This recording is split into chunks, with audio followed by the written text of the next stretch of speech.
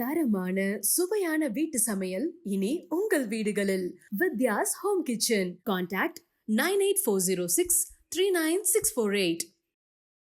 சுக்கிரன்கிறது மகர லக்னம், கன்னி லக்னம், கும்ப லக்னம், மிதுன லக்னம், இந்த 4 லக்னத்துக்கு தான் ராஜயோகாதிபதிகளாக வருகிறார்கள். உங்களை மெரிட்டில் ஜெயிக்க வைக்கிறவர். நீங்கள் எந்த துறையில் இருந்தாலும் உங்களை தூக்கி நிறுத்தக்கூடிய கிரகங்கள் தான் யாருக்கு 25 வயசுலேருந்து 55-60 வயசுக்குள்ளே ராஜயோகாதிகள் தசைகளாக அந்த கர்மா பெல்ட்டில் அந்த தசா பெல்ட் வருதோ அந்த லக்னத்துக்கு ராஜயோகாதிபதிகளாக வருகிறாரோ அவர் தான் கொடுத்து வச்சவங்க. ஸோ அந்த 25-30லேருந்து 60-65 வயசு வரைக்கும் யாருக்கு அந்த லக்னத்துக்கு ராஜயோகாதிபதியாக வாழ்க்கையை நடத்துகிறாங்களோ அந்த கிரகமும் நல்லா இருக்கிறவங்க தான் பார்த்தீங்கன்னா அது மாதிரி சுக்கிரன் உங்கள் ஜாதகத்தை அந்த மாதிரி நல்ல இடத்துல இருந்து ஒரு குரு பார்வை பெற்று விட்டார்.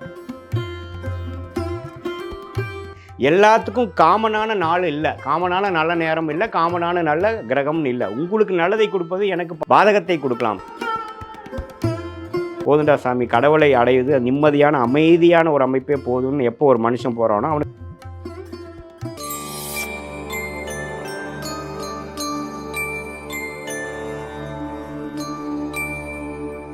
டெம்பிள் எக்ஸ்பிரஸ் நேயர்களுக்கு வணக்கம். இன்னைக்கு பெரும்பாலும் எல்லா இடங்கள்லயுமே அறிவியல் சார்ந்தா எல்லா விஷயங்களும் நடக்குது. அறிவியலுக்கும் எல்லாத்துக்குமே ஒரு கனெக்ஷன் இருக்கு அப்படிங்கறது நம்ம எல்லாருக்குமே தெரிஞ்ச விஷயமா இருந்தாலும் ஜோதிடத்திற்கும் அறிவியலுக்கும் என்ன சம்பந்தம் இருக்கு, இதை பத்தி நிறைய விஷயங்களை சொல்றதுக்காக நிறைய பேருடைய சந்தேகங்களை ஆல்ரெடி தீர்த்த ஒரு அற்புதமான ஜோதிடர் தான் இன்னைக்கு நம்ம கூட வந்திருக்காரு. அவர்கிட்ட பேசலாம். சயின்டிபிக் வேதிக் ஆஸ்ட்ராலஜர் ஆஸ்ட்ரோ அருண்ஜி இருக்காரு, அவர்கிட்ட பேசலாம். வணக்கம். வணக்கம். இப்ப ஜெனரலாவே இங்க திசைகள் பத்தி பேசுறப்ப சுக்கிர திசை சொன்னீங்க. சுக்கிர திசைனாலே சூப்பர்பா, சுக்கிர திசையா ஓவோன்னு வருவாங்கங்கிறாங்க. ஆனா அது நிஜமாலுமே உண்மைதானா? அதை பத்தி சொல்லுங்க. ஆக்சுவலாக அது ஃபர்ஸ்ட் ஆஃப் ஆல் திசை கிடையாதுங்க, தசைன்னு சொல்லுவோம். தசை தான் நம்ம எந்த காலகட்டம். இப்போது செவ்வாய் திசைனா 7 வருஷம், சந்திர தசைனா 10 வருஷம் அப்படின்னு நம்ம 120 வருஷத்தை விம்சோத்ரா தசா சிஸ்டத்தில் டிவைட் பண்ணியிருக்கிறோம் 9 பிளானட்டாக. அந்த 120 வருஷத்தை 9 பிளானட்டாக டிவைட் பண்ணி சுக்கிரனுக்கு 20 வருஷம், சூரியனுக்கு 6 வருஷம், சந்திரனுக்கு 10 வருஷம், செவ்வாய்க்கு 7 வருஷம், ராகுக்கு 18 வருஷம், குருவுக்கு 16 வருஷம், புதனுக்கு 17 வருஷம். எப்படி டிசைட் பண்ணாங்க, எந்த பேசிஸில் பண்ணாங்கிறது இன்றைக்கி வரைக்கும் நிறைய இது புரிய மாட்டேங்குது. அவ்வளோ அறிவியல் சார்ந்த சாஸ்திரம் நம்மளோட ஜோதிடம், புரியுதுங்க. நாம் அமெரிக்காக்காரன் கண்டுபிடிச்சதை பெருசாக பேசிகிட்டு இருக்கோம். ஆனால் நம்ம தமிழ் புலமை வாய்ந்த நம்மளுடைய ஞானிகள், தெய்வம்சம் பொருந்திய ஞானிகள் ஜோதிட சாஸ்திர அருளிய ஞானிகள் எவ்வளோ ஞானத்தோடு இருந்தாங்கிறத நம்ம யாருமே தெரிஞ்சுக்கிறது இல்லை. ஸோ இப்போ பார்த்தீங்கன்னா coming back to your question, பார்த்தீங்கன்னா சுக்கிரன்கிறது மகர லக்னம், கன்னி லக்னம், கும்ப லக்னம், மிதுன லக்னம், இந்த 4 லக்னத்துக்கு தான் ராஜயோகாதிபதிகளாக வருகிறார்கள். ராஜயோகாதிபதிகள்னால் என்னென்னா 5ஆம் வீட்டு அதிபதியும் 9ஆம் வீட்டு அதிபதியாக தான் ராஜயோகாதிபதிக்கு குவாலிஃபை ஆவாங்க. அதாவது லக்னத்திலேருந்து 5ஆம் வீடு, லக்னத்திலேருந்து 9ஆம் வீடு, அந்த வீட்டோட அதிபதிகள் யாரோ அவங்க தான் ராஜயோகாதிபதி. ராஜயோகாதிபதினு என்னென்னா உங்களுக்கு நன்மை பயக்கக்கூடியவர்கள். நீங்கள் தொழில் பண்ணிங்கன்னா கோடி கோடியாக கொடுக்குறவங்க, நீங்கள் படிச்சிங்கன்னா உங்களை நல்லா ஃபஸ்ட் ரேங்க் வாங்க வைக்கிறவர், உங்களை மெரிட்டில் ஜெயிக்க வைக்கிறவர். நீங்கள் எந்த துறையில் இருந்தாலும் உங்களை தூக்கி நிறுத்தக்கூடிய கிரகங்கள் தான் ராஜயோக கிரகங்கள். ஸோ அதனால தான் உங்கள் ஜாதகம் யோக ஜாதகம்னா அப்படிங்கிற ஒரு வீடியோவில் நான் சொல்லுவேன். யாருக்கு 25 வயசுலேருந்து 55-60 வயசுக்குள்ளே ராஜயோகாதிகள் தசைகளாக அந்த கர்மா பெல்ட்டில் அந்த தசா பெல்ட் வருதோ அந்த லக்னத்துக்கு ராஜயோகாதிபதிகளாக வருகிறாரோ அவர் தான் கொடுத்து வச்சவங்க. அவங்க தான் அவங்க துறையில் நம்பர் 1 இருக்க போகிறாங்க. மற்றவங்களாம் அவர் கீழே தான் இருக்க போகிறாங்க, புரியுதுங்களா? ஸோ அந்த வகையில் சுக்கிரன் நான் சொன்ன இந்த 4 லக்னத்துக்கு தான் யோகாதிபதி. தனுசு லக்னம், மீன லக்னத்துக்குலாம் வரக்கூடாத தசைகளாக இருக்கிறார்கள். ஸோ அப்படிங்கிறப்ப அந்த 20 வருஷம் வேறு அதுக்கு 20 வருஷம் டல்லாக தான் இருக்கும். அதனால் இந்த திரைப்படத்தில் சொல்கிற மாதிரியோ மற்ற விளையாட்டாக சொல்கிற மாதிரி உனக்கு என்னப்பா சுக்கிர திசைங்கிறதுலாம் ஜோதிடத்தில் அந்த 4 லக்னத்துக்கு தான் பொருந்துமே ஒழிய மீதி இருக்கிற 8 லக்னத்துக்கு சுமாரான கிரகம் தான். இப்போ 100 வயசுல தான் அந்த சுக்கிர திசை அப்படிங்கிறதே வரும் அப்படிங்கிறப்ப அது வரைக்குமே அவங்க இன்னைக்கு இருக்கக்கூடிய காலகட்டத்தில் நம்ம அந்த அளவுக்கு உயிர் வாழ்றோமாங்கிறது கொஸ்டின் மார்க்கா இருக்கு. பட் இருந்தாலுமே கூட அந்த திசையினுடைய பலன் அப்பதான் கிடைக்குங்கிறாங்க. அது இப்போ நான் முதலே சொன்னேங்க, நீங்கள் என்ன நட்சத்திரத்தில் பிறக்கிறீங்களோ அது வச்சு தான் உங்கள் முதல் திசையே வருது. அந்த முதல் திசைக்கு அப்புறம் அடுத்தடுத்த திசை அந்த அந்த அந்த சீக்வன்ஸை நான் மாற்ற முடியாது. இப்போ நீங்கள் ஃபார் எக்ஸாம்பிள் ஆயில நட்சத்திரத்தில் பிறந்துட்டிங்கன்னா புதன் திசை முடிஞ்சு கேது திசை ஒரு 25-30 வயசுலேயே சுக்கிர திசை வந்துடும்.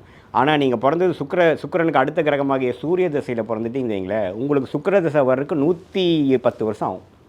110 வருஷம் எப்படி வாழ்கிறது அப்படின்னா அப்படி நீங்கள் கும்ப லக்னமாக பிறந்து, மகர லக்னமாக பிறந்து, மிதுன லக்னமாக பிறந்து, கன்னி லக்னமாக பிறந்து சுக்கிரனே ராஜயோகாதிபதியாக இருந்து அந்த வரப்போ 100 வருஷம் தான், அப்படி ஆயுசு இருக்காது. 80-85 வயசுல ஆயுசு முடிகிற மாதிரி இருந்தால் நான் என்ன சொல்லுவேன்னா, போன ஜென்மத்திலேயே நீங்கள் ராஜயோகத்தை அனுபவிச்சிட்டீங்க. இந்த ஜென்மத்தில் ஒரு சுமாரான பலன்கள் அனுபவிக்க தான் நீங்கள் பிறந்திருக்கீங்க. என்ன சார் லைஃப் 40 வருஷமாக ஒரே ட்ரையாகவே போயிட்டுருக்கு சார், எனக்குலாம் யோகமே இல்லையானா, சார் போன ஜென்மத்தில் அனுபவிச்சிட்டிங்க சார் அப்படிமே. அவன் பார்ப்பான், சிரிப்பான், என்ன பண்ணுறதுங்க, ஏன்னா அந்த பெல்ட் அவன் அப்போயே முடிச்சிட்டான். புரியுதுங்களா? ஸோ அதுதான் எல்லாத்துக்கும் அது கிடைக்கிறது இல்லை. யாருக்கு 25 வயசுலேருந்து 55 வயசு வரைக்கும் தான் நம்ம திடமாக இருக்கிறோம். 25 வயசு வரைக்கும் பெட்ரோல் நம்பி வாழ்கிறோம். 55-60 வயசுக்கு அப்புறம் நம்ம உடல்நிலை கொஞ்சம் ஆயிடுது, நாமளே செமி ரிட்டையர்மெண்ட்டுக்கு போயிடுறோம். சில பேர் 70 வயசு வரைக்கும் கூட இருக்கிறாங்க. புரியுதுங்களா? ஸோ அந்த 25-30லேருந்து 60-65 வயசு வரைக்கும் யாருக்கு அந்த லக்னத்துக்கு ராஜயோகாதிபதியாக வந்து வாழ்க்கையை நடத்துகிறாங்களோ அந்த கிரகமும் நல்லா இருக்கிறவங்க தான் பார்த்தீங்கன்னா, சார் 25-30 வரைக்கும் சுமாரான ஆள் சார், ஓட்டு வீட்டில் இருந்தான், இப்போ அவனுக்கு 1000 கோடி சொத்துங்க இப்போ, தெரியுங்களா? அப்படிங்கிறத எப்படி சொல்கிறோம்னா அந்த அமைப்பு இருக்கிறவங்க தான். சில பேர் பார்த்திங்கன்னா ராஜயோக தசை சின்ன வயசில் வந்துடும், ஒரு 20-25 வயசில் வந்துடும். ஸ்கூல் காலேஜில் பார்த்திங்கன்னா அவர் தான் ஹைலைட்டு, அவர் தான் ஹீரோ. எங்கே போனாலும் அவர் மேலே தான் ஹைலைட் இருக்கும், ஸ்பாட்லைட் இருக்கும், எங்கே போனாலும் அவர் சுற்றி ஒரு கேங் இருக்கும். ஆனால் 45 வயசில் அவர் என்ன பண்ணுறாருன்னு பார்த்தா மிட் லைஃப் கிரைசிஸ் என்று சொல்லப்படுகிற, வீடு போச்சு, குடும்பம் போச்சு, ஒய்ஃப் போச்சு, டிவோர்ஸ் ஆயிடுச்சு, இப்போ நான் ஒருத்தரோட கீழே உட்காந்து நான் கடன் பட்டு ஒரு வேலைக்கு போயிட்டுருக்கிறேன் அப்படிம்பார். நீ அந்த காலத்தில் அப்படி இருந்த ஆளையிடானா என்ன பண்ணுறது, எனக்கு எல்லாமே போயிடுச்சு, ஒரு பிஸ்னஸ் பண்ணால் லாஸ் ஆயிடுச்சு அப்படிம்பாங்க. ஸோ நீங்கள் எந்த படலத்தில் இருக்கிறீங்கிறது தான் ஜோதிடம் காமிக்குது. சுக்கிர திசை அப்படின்னு எடுத்துட்டாலே பெரும்பாலும் வந்து உங்களுக்கு சினிமா துறை நல்லா இருக்கும், அதுலவா நீ சூப்பரா வருவ அப்படின்னு சொல்லி சொல்றாங்க. அந்த மாதிரி ஒரு ஒரு தசைக்குமே வந்துட்டு ஒரு ஒரு தொழில் இருக்கா, அந்த அமைப்பு எப்படி இருக்கும், யாருக்கு இருக்கும்? கண்டிப்பாக அதுதான் கர்மாவின் பலன். இப்போ நம்ம உள்ள இந்த ஜோதிடத்தில் போய் ஆராய்ச்சி செய்து இது மாதிரி நம்ம அறிவியல் சார்ந்த ஜோதிடராக இருக்கிறது மூல காரணமே கர்மா எப்படி செயல்படுங்கிறது தெரிஞ்சுக்கிறது தான். இப்போ ஒரு கிரகத்துக்கும் ஒரு கர்மா இருக்குது. இப்போ ஃபார் எக்ஸாம்பிள் சுக்கிரன் வந்து உச்சம் பெற்றிருக்கிறார். சுக்கிரன் எங்கே உச்சம் பெறுறார்? மீனத்தில். ஆட்சி எங்கே பெறுறார்? ரிஷபத்தில், துலாமில். அது மாதிரி சுக்கிரன் உங்கள் ஜாதகத்தை அந்த மாதிரி நல்ல இடத்துல இருந்து ஒரு குரு பார்வை பெற்று விட்டார். என்ன ஆகுது, உங்கள் ஜாதகத்தில் 9 கிரகத்திலேயே சுக்கிரன் தான் தூக்கலாக இருக்குது, ஸ்ட்ராங்காக இருக்குது. திருட்பலம் என்று சொல்லப்படுகிற அந்த சுபத்துவம்னு சொல்லக்கூடிய ஒளியும் இருக்குது, ஸ்தானபலம் என்று சொல்லப்படுகிற ஆட்சி உச்சமும் இருக்குது, திக்பலம் என்று சொல்லப்படுகிற அந்த லக்னத்துக்கு 4ஆம் இடம் என்று சொல்லப்படுகிற எல்லாமே இருக்குது. அப்படிங்கிறப்போ கண்டிப்பாக நான் அடித்து சொல்லுவேன், நீங்கள் சுக்கிரன் சம்மந்தப்பட்ட தொழிலில் தான் நீங்கள் இருக்கீங்க. ஆமாம் சார், அப்படின்னா என்ன சார்ம்பாங்க, ஏன்னா அவங்களுக்கு தெரியாது. ஒன்றா டெக்ஸ்டைல்ஸ், கார்மெண்ட்ஸ், இந்த திருப்பூரில் இம்போர்ட் எக்ஸ்போர்ட்லாம் பண்ணுறாங்களே அது மாதிரி, ஹோட்டல் இண்டஸ்ட்ரி, லக்ஸுரி ஹோட்டல், பெண்கள் விரும்பும் உள்ளாடை, அது மாதிரி விஷயங்கள், கோல்டு ஜுவல்லரி, அது மாதிரி விஷயங்கள், மீடியா துறை, இப்போ நம்ம பேசிகிட்டு இருக்கோம் பாருங்கள், யூடியூப், அது மாதிரி துறை, சினிமா, கேமராவுக்கு முன்னாடி பண்ணுறது, பப்ளிசிட்டி, அட்வர்டைஸ்மெண்ட்ஸு, இது எல்லாமே சுக்கிரனின் காரத்துவங்கள் தான். ஏன் காரு, லக்ஸுரி கார்ஸு. ஸோ இது மாதிரி துறையில் நீங்கள் இருக்கிறீங்களான்னா, ஆமாம் சார், நான் கண்டிப்பாக கொஞ்சம் மியூசிக்கில் நான் இருக்கேன், நான் ஒரு அகாடமி ரன் பண்ணுறேன், இது மாதிரி தான் வரும் கதை. புரியுதுங்களா? இல்லை அவங்களுக்கு வந்து செவ்வாய் தூக்கலாக இருக்குது அப்படின்னா, செவ்வாய்ங்கிறது medical, biology, microbiology, science, chemistry, அப்புறம் ரியல் எஸ்டேட், கட்டிடம், ஆர்கிடெக்சர், கேட்ரிங், சூடாக விற்கும், அதாவது குக்கிங், கேட்ரிங் சர்வீஸ் பண்ணுறது, ஹோட்டல் நடத்துறது, ஃபாஸ்ட் ஃபுட் சென்டர் நடத்துறது, ஸ்போர்ட்ஸ் வீராங்கனையாக இருக்கிறது, physical fitness, sports fitness, gym நடத்துறது. ஸோ ஒரு ஜாதகத்தில் அவரோட கர்மா என்னங்கிறது பார்க்குறது தான் ஜோதிடனோட வேலை. அந்த கர்மாவை யார் கரெக்டாக ரீட் பண்ண தெரியுறதோ அவர் நல்ல ஜோதிடராக இருக்கிறார். கர்மாவை புரிஞ்சிக்காதவர் தான் வந்து சாதாரண ஜோதிடராக இருக்கிறார். ஸோ எந்த கிரகம் வலுவாக இருக்கிறது, வலுவுக்கு பார்த்திங்கன்னா நம்ம டெக்னிக்கலாக இருக்குது, திக்பலம் சொல்கிறோம், ஸ்தானபலம் சொல்கிறோம், திருக்பலம் சொல்கிறோம், நிறையா பலம் இருக்குது. அந்த பலம்லாம் பார்த்து அந்த கிரகம் வந்து அந்த தசாபுக்திகள் சப்போர்ட், அந்த கிரகத்துக்கு தசாபுக்திகள் சப்போர்ட் பண்ணுற மாதிரி போகுதா. ஃபார் எக்ஸாம்பிள் சுக்கிரன் தான் தூக்கலாக இருந்து சுக்கிர திசையே நடக்குதுன்னு வைங்க, அடித்து சொல்லலாம்.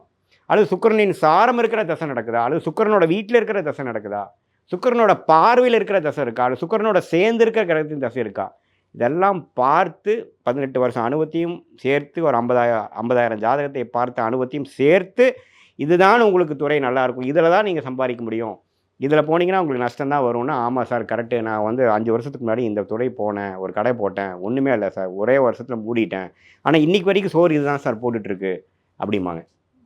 ஸோ அதுதான் நீங்கள் கேட்ட ஆன்சருக்கு. கர்மா வந்து எந்த கிரகம் கொடுக்குது, உங்களுக்கு எந்த கிரகம் வந்து சாதகமாக இருக்கிறதுன்னு கண்டுபிடிக்கிறது தான் நம்ம ஜோதிடோட வேலை. அதனால தான் நான் முதல் going back to the first question, எல்லாத்துக்கும் காமனான நாள் இல்லை, காமனான நல்ல நேரம் இல்லை, காமனான நல்ல கிரகம்னு இல்லை. உங்களுக்கு நல்லதை கொடுப்பது எனக்கு பாதகத்தை கொடுக்கலாம், எனக்கு யோகமாக இருக்கிறது உங்களுக்கு பாதகமாக இருக்கலாம். அதனால தான் இந்த அஷ்டமி, நவமி, ராகு காலம், இது மாதிரி ஜென்ரலான விஷயங்களுக்குள்ளே நம்ம போய்க்கிறது இல்லை அப்படிங்கிற. அப்ப வந்து ஒரு தனிப்பட்ட ஜாதகத்தை வச்சுதான் ப்ரிடிக்ட் பண்ண முடியும் யார் யார் என்னென்ன துறைக்கு போவாங்க அப்படிங்கிறது. இன்னொரு விஷயம் கர்மாச பூமரன் இன்னைக்கு பெரும்பாலும் நிறைய பேருடைய ஸ்டேட்டஸ்ல இருக்கிறது. இது வந்து சொல்லப்படுது இல்லையா? நீங்க உங்களுடைய பார்வையில இந்த கர்மாச பூமரங் அப்படிங்கிறது எந்த அளவுக்கு பாதிப்பை தரும், எந்த அளவுக்கு நல்லதை தரும், எதை செஞ்சா? கண்டிப்பாங்க. இப்போ பார்த்தீங்கன்னா, இப்போ முதல் எடுத்தோன்னே கர்மா எப்படி ஃபார்ம் ஆச்சு? நம்ம என்ன சொல்கிறோம், நீங்கள் வந்து கர்மா இல்லைன்னா நீங்கள் பிறக்கவே மாட்டீங்க. கர்மா பேலன்ஸ் இருந்தால் தான் நீங்கள் பிறப்பீங்க. அந்த பேலன்ஸ் நல்ல பேலன்ஸாக இருந்ததுன்னா நல்ல வாழ்க்கையை வாழ்கிறீங்க. யோகமான திசைகளாக வருது உங்களுக்கு. அந்த பேலன்ஸ் படு மோசமாக இருக்குது, ஃபுல்லாக பாவத்துவம் வந்து அதிகமாக இருக்குது, பாவங்கள் தான் அதிகமாக இருக்குது, புண்ணியங்களே கிடையாதுன்னா, பிறந்ததுலேருந்து பிச்சை எடுக்கிறவன், ஊனத்தோடு பிறந்திருக்கிறவன், அனாதை இல்லத்தில் பிறந்தோடனே அனாதை இல்லத்தை யார் அப்பா அம்மானே தெரியாமல் தொட்டில் குழந்தையாக போட்டு போனவங்க, அதெல்லாம் இருக்குது இல்லைங்களா? இன்றைக்கி வரைக்கும் வாழ்வாதாரம் இல்லாமல் இருக்கிறாங்க இல்லைங்களா? அதெல்லாம் அந்த கர்மாவின் சேர்ந்தது தான். ஸோ கர்மா தான் வந்து மூல காரணமாக நம்மளோட இது இருக்குது. ஸோ இதில் வந்து நீங்கள் வந்து நல்லது இந்த ஜென்மத்தில் நீங்கள் கொஞ்சம் நல்லது பண்ணுறீங்க, புண்ணியங்கள் செய்கிறீங்கன்னா அடுத்த ஜென்மத்தில் ஒரு நல்ல பிறவி எடுக்கிறதுக்கு வாய்ப்பு இருக்குது. ஸோ நீங்கள் போன ஜென்மத்தில் செய்த பாவ புண்ணியங்களை பொறுத்து தான் இந்த பிறவி நீங்கள் எடுத்தீங்க. அதனால தான் நான் பரிகாரங்களுக்குள்ளே போகிறதில்ல. இப்போ நீங்கள் பரிகாரம் பண்ணிங்கன்னா மேபி அடுத்த ஒரு ஜென்மத்தில் வேணால் ஒரு பாதிப்போ நல்லதோ நடக்கலாம். இப்போவே நீங்கள் இந்த பரிகாரம் பண்ணி இந்த பிரச்சனையை தீர்த்துக்க முடியாது. அதனால தான் களத்துற தோஷம் அந்த தோஷம் கொஞ்சம் பிரச்சனையாக இருக்குதுங்களே அப்படிங்கிறப்போ ஏதோ பரிகாரம் இருக்கான்னு கேட்பாங்க. நோ பரிகாரம், அதை அவதிப்படுறதான் பரிகாரம். புரியுதுங்களா? ஆமாங்க ஆமாங்க. அதை அந்த இதை நல்லிஃபை பண்ணணும், நெகேட் பண்ணணும். இப்போது களத்துற தோஷம் இருக்குது, திருமண தோஷம் இருக்குன்னா ஒரு கல்யாணம் பண்ணி டிவோர்ஸ் ஆகி கஷ்டப்படணும். அப்போனா அந்த தோஷம் நிவர்த்தி ஆயிடுச்சு. You got the punishment, you are released now. நான் இஸ் நோ மோர் கல்பிரிட்டுங்க, இஸ் நவ் அவ்வளோதான், முடிஞ்சு அவள் தண்டனை முடிஞ்சிருச்சு. இப்போ அவன் ஒரு சிலர்லாம் எடுத்துட்டோம் அப்படின்னா கஷ்டத்துல தான் பிறந்தேன், கடைசி வரைக்கும் கஷ்டத்துலேயே தான் இருக்கேன் அப்படிங்கிறாங்க. அப்போ அந்த கர்மம் ஒரு இடத்துல கூட வந்து அவங்களுக்கு ஒரு சந்தோஷம். அதுதான் அவங்களோட அவயோக பெல்ட்டுங்க. அவயோக பெல்ட்லேயே ஃபுல்லாக இருந்திருப்பாங்க. நான் சொன்னேன்ல, எந்த நட்சத்திரத்தில் பிறந்தீங்களோ, அது என்ன பாதத்தில் பிறந்தீங்களோ, அதை வச்சு தான் உங்கள் தசா பெல்ட்டே வருதுன்னு சொன்னேன் இல்லைங்களா? அந்த தசா பெல்ட் எல்லாமே பேடாக இருந்தால் என்ன பண்ணுறது? பிறந்ததுலேருந்தே அவயோக திசை, பிறந்ததுலேயே சனி செவ்வாய் ராகு என்கிற பாவகிரகத்தின் தாக்கத்தில் இருக்கக்கூடிய திசை, வரக்கூடாத திசை, யோகமான திசையை காணாம். ஏன்னா 120 வருஷம் திசையில் நீங்கள் 65-70 வருஷம் வாழ்கிறீங்கன்னா மீதி 35-40 வருஷம் இருக்கு இல்லையா? அந்த 30-45 வருஷம் திசையை போன ஜென்மத்திலே முடிச்சிருப்பாங்க. நம்ம ஆடி இருப்பாங்க, நம்ம பண்ணக்கூடாது பண்ணியிருப்பாங்க. ஸோ இங்கே கஷ்டமான இதை தான் வந்துட்டுருக்கும். இப்போ அவங்களுக்கு போய் ஒரு பரிகாரம் பண்ணுங்கன்னா நான் என்ன பண்ண முடியும்? நான் கடவுளா? அவங்க வந்து ஏதோ நம்ம இந்த ஜென்மத்தில் நல்ல புண்ணியங்கள் ஏதோ செஞ்சுட்டு பாவங்களை குறைச்சி பண்ணும் பொழுது நீங்கள் சொன்ன அந்த கர்மா இஸ் அ பூமராங்கிற வார்த்தைக்கு இணங்க அடுத்த ஜென்மத்தில் நல்ல பிறவியாகவும் நல்ல குடும்பத்தில் பிறந்து நல்ல புத்தியுள்ள ஒரு நபராக பிறந்து நல்ல வாழ்க்கையை வாழ்ந்துட்டு போகிற மாதிரி பிறப்பார். இப்போ பிறப்புல அப்படின்னு எடுத்துக்கிட்டோம்னாலே பெரும்பாலானவர்கள் வந்து சிசேரியன் பண்ணிக்கிறோம் அப்படின்னு ரெடியா இருக்காங்க. அது எதுக்காகனா நல்ல நேரம் பார்த்து நல்ல காலம் பார்த்து அப்படிதான் வந்து குழந்தை பிறக்கணும் அப்படின்னு சொல்லி. அப்படிப்பட்டு நல்ல நேரங்கள் பார்த்து பிறக்கக்கூடிய குழந்தைகள் நல்லபடியா இருந்துடுறாங்க. அவங்களுக்கு அந்த கர்ம பாதிப்பு கொடுக்கறது இல்லையா? கண்டிப்பாக. இப்போ நல்ல நேரம் பார்க்குறதுங்கிறதே ஒரு மித்து தான். இப்போ ஃபார் எக்ஸாம்பிள் ஒரு பெற்றோர்கள் வந்து குழந்தை பிறக்கிற டைமில் பெற்றோரோட அப்பாவோ தாத்தா பாட்டியோ வந்து அவருக்கு தெரிஞ்ச ஜோதிடரை போய் பார்த்து, சார் என் பொண்ணுக்கு இது மாதிரி என் பொண்ணுக்கோ மருமலுக்கோ நாள் குறிச்சிருக்கிறாங்க, 3-4 நாளில் வந்து பண்ணிக்கலான்னு சொல்கிறாங்க டாக்டர். அப்படிங்கிறப்போ அந்த ஜோதிடருக்கு எவ்வளோ சாய்ஸ் இருக்குது, அந்த 4-5 நாளில் வந்து எந்த மாதிரி நாட்கள் கிடைக்குது, அதில் வந்து சனியும் சூரியனும் சேராமல் இருக்குதா, பாவத்துவமான காம்பினேஷன் இல்லாத நாட்களாக இருக்கிறதா, அப்புறம் அதில் வந்து நட்சத்திரம் பார்த்திங்கன்னா 3 நட்சத்திரம் தான் வரும். ஃபார் எக்ஸாம்பிள் மீனராசி தான் உங்களுக்கு கிடைக்கிது அப்படின்னா அதில் வந்து உத்திரட்டாதி ரேவதி நட்சத்திரமும் புரட்டாதி நட்சத்திரம். புரட்டாதினா முதல் திசை குரு திசை, உத்திரட்டாதினா முதல் திசை சனி திசை குழந்தைக்கு, இல்லை ரேவதியாக இருந்தால் முதல் திசை புதன் திசை. இந்த புதனுக்கு அப்புறம் அடுத்து வரக்கூடிய திசைகளாக நல்ல திசைகளாக இருக்கா, இல்லை எல்லாமே கொஞ்சம் மோசமாக இருக்குது, இதெல்லாமே கர்மாவுக்குள்ளே அடங்கிடுது. அப்புறம் அந்த ஜோதிடருக்கு புத்தி நல்லா வேலை செய்யணும், நீங்கள் செலக்ட் பண்ண ஜோதிடர் நல்ல ஜோதிடராக இருக்கணும். இதெல்லாம் பார்த்து நீங்கள் குறித்த நேரத்தில் அந்த டாக்டரை வந்து செய்யணும். இல்லை இந்த டேட்டில் இந்த டைம்லாம் நாங்கள் பண்ண மாட்டோம், நாங்கள் வந்து மார்னிங் டைம் தான் பண்ணுவோம்னு சொல்லுவாங்க. இப்போலாம் நிறைய பேர் அப்படி தான் சொல்கிறாங்க, நான் நைட்லாம் பண்ண மாட்டோம்பாங்க. ஸோ இதெல்லாம் சேர்ந்து அமைஞ்சாதான் அது நல்ல இதாக வரப்போகுது. ஸோ இது அப்படி எல்லாமே சேர்த்து நல்ல ஜாதகமாக என்னால் கொண்டு வர முடிஞ்சதுன்னா அது நல்ல கர்மாவில் பிறக்குதுன்னு அர்த்தம். அதனால தான் அது சாத்தியமாக ஆச்சு.